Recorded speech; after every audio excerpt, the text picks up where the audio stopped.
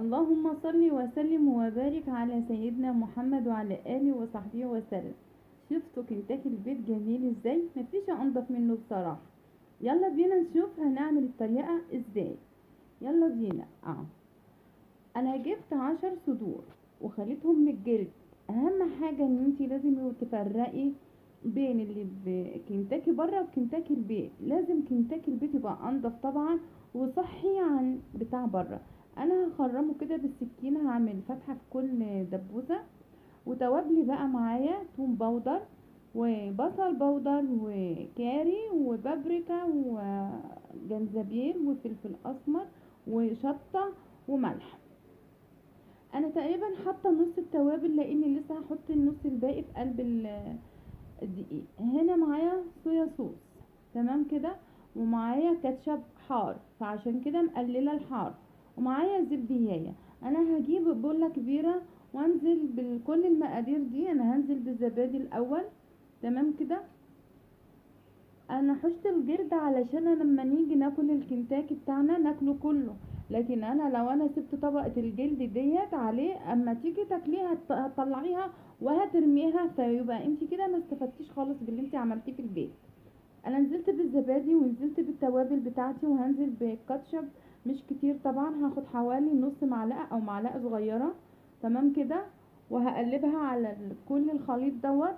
وهجيب ازازة الصويا صوص وهفتحها وهاخد منها. الصويا صوص بيدي مذاق جميل وبيعمل اختلاف جميل يعني جامد في كل المشويات، مش في كنتاكي بس، تمام كده. انا هفتحها وهاخد منها زي ما انتم شايفين دلوقتي معايا.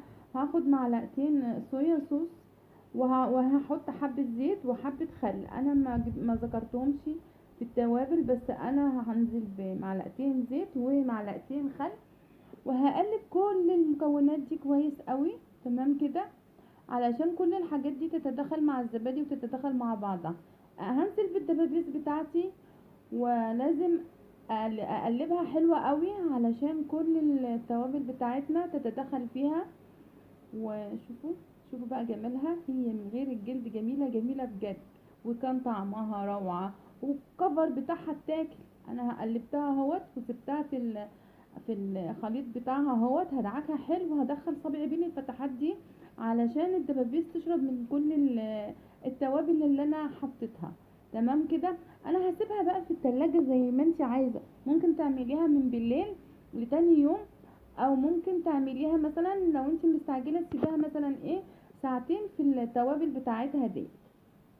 بس اهم حاجه تدعكيها كويس بالتوابل ديت وتخليها تقعد فيها فتره معاها زمنيه، فتره زمنيه يعني، تمام كده. انا خلصت وانا هغطيها بالاسترتش راب واسيبها ساعتين في التلاجة لاني انا ما عملتهاش من بالليل بصراحه.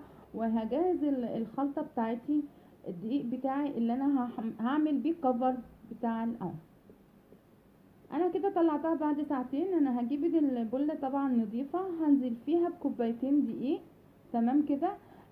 في طبعا عندي توابل تانية بس قليلة عن التوابل الاولانية. بس هنا معايا معلقتين نشا، لو انت عايزة تقللي اوكي مفيش مشكلة، وملح وكمون وجنزبيل وفلفل اسمر وبابريكا، ونفس التوابل اللي انت حطيتيها في المرة الاولانية بتحطيها في المرة التانية بس بنص الكمية، تمام كده. والثوم البودر والبصل البودر بيدي نكهة جميلة بصراحة. انا هقلب الدقيق بتاعي دوت وهنزل بالدبابيس بتاعتي زي ما انتوا شايفين.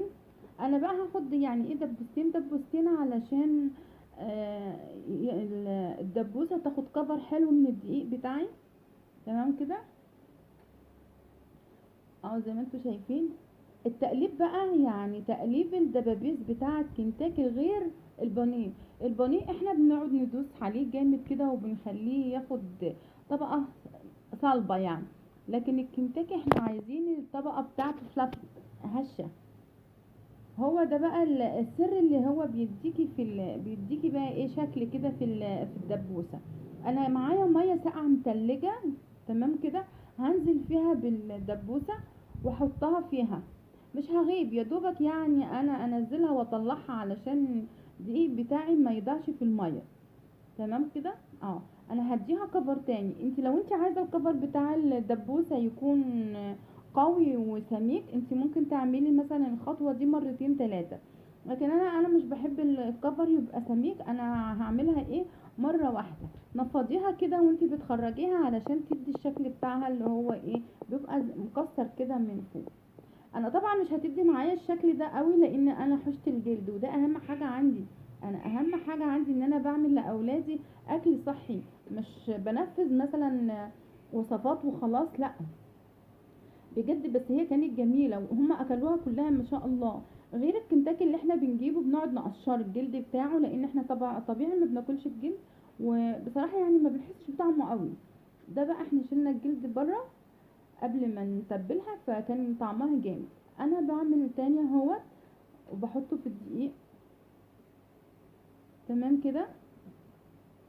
الوصفة بسيطة والوصفة جميلة جدا والله. ويعني 10 دبابيس ادتنا مثلا. هقولك ايه، وجبة ممكن تعمليها او تجيبيها من بره مثلا ايه ب200 جنيه. الحاجة في البيت اوفر وانضف وارخص. وطبعا عاملاها على ايدك وانت عارفة ان الفراخ دي شكلها ايه، والمكونات اللي انت حطاها في اكلتك شكلها ايه. تمام. انا هخلص بقى الكمية كلها ان شاء الله وهرجع لكم تاني وهشوف طريقة القلي عاملة ازاي. الطريقة بتاعت القلي طبعا ليها طريقة معينة. هنا خلصنا كل الكميه اهي. بصي بقى الزيت، بصي الزيت، بسم الله. بصي، ايوه انا عايزه الزيت يبقى كده. تمام كده. تحطي كميتك، بسم الله.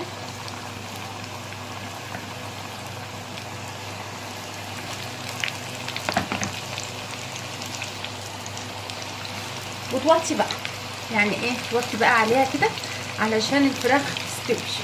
تمام كده.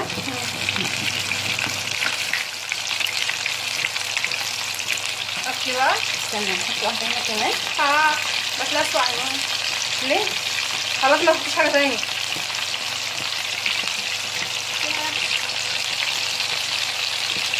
حلوه قوي كده النار عاليه. وطيت عليها، انا بطيت عليها علشان الفراخ من جوه تستوى، وانا هوريكم بعد ما تستوى اللون بتاعها عامل ازاي، ودرجه وياه من جوه شكله ايه. خليكم معايا.